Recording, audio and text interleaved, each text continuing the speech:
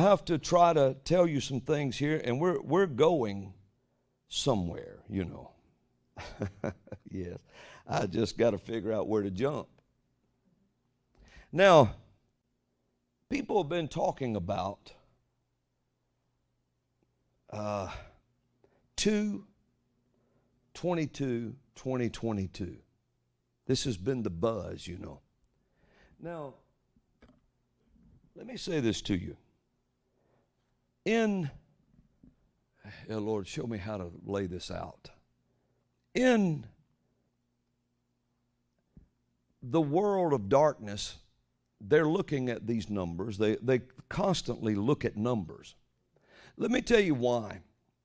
Because since Jesus rose from the dead, the dark world can't open, they open portals in time, not to underworlds and upper worlds. The restrainer is standing there. So their portals they open are in time. And that's why they look at numerology so much. That's why they look at things like that and numbers and things, because they can only walk through times, not into heaven or even into hell. Not as long as the restrainer is on the earth. So there are demons trapped in this earth, and they are here, and they're roaming, and Satan is in this earth. The day will come when he will not be.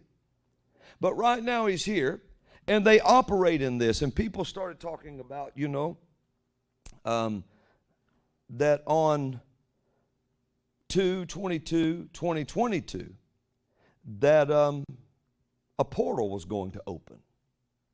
And yes. Now let's just read. Well, let me look at the numbers first.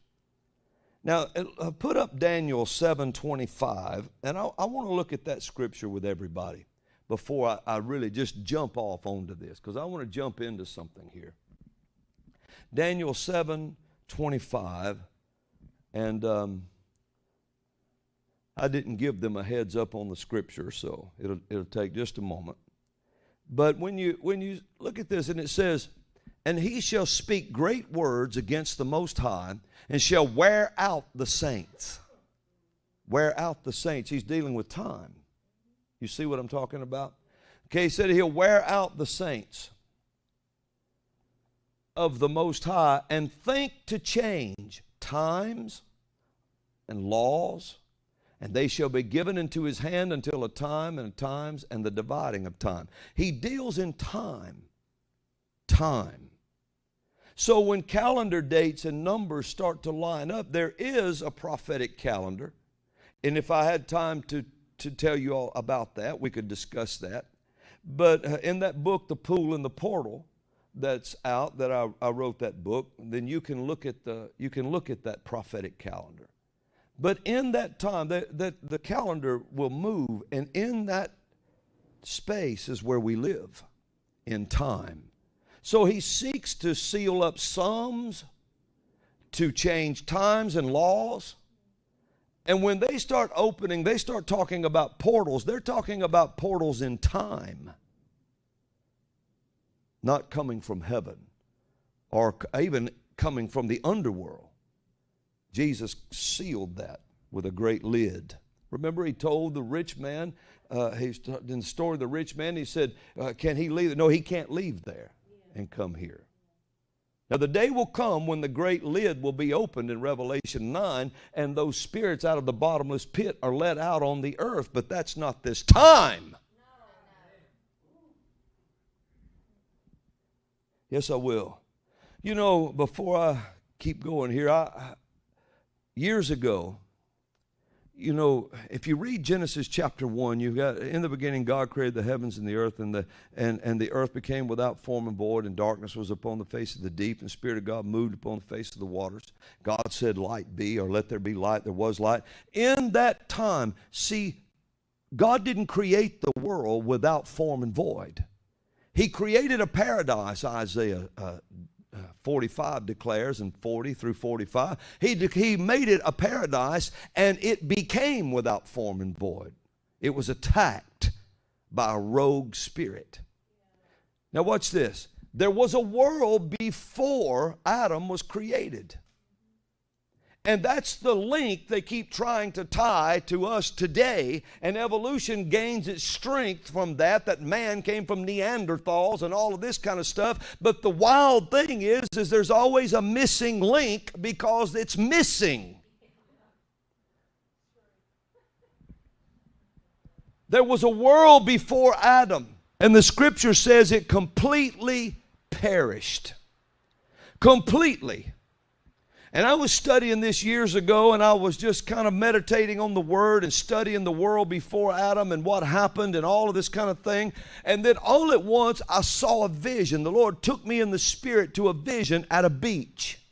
I've never been to this beach, but it was a vast beach. It had mountains in the distance, and the water was blue, and it was coming in waves, and it was really peaceful. It was gorgeous. And I saw the little creatures that were on the earth. They wasn't men. They were in the animal class. But they were just peaceful. And then all at once, what Lucifer did, I saw this horror and fear and terror come into their eyes. And their little eyes, and they began to run and scramble as he destroyed and imploded the earth and killed them all.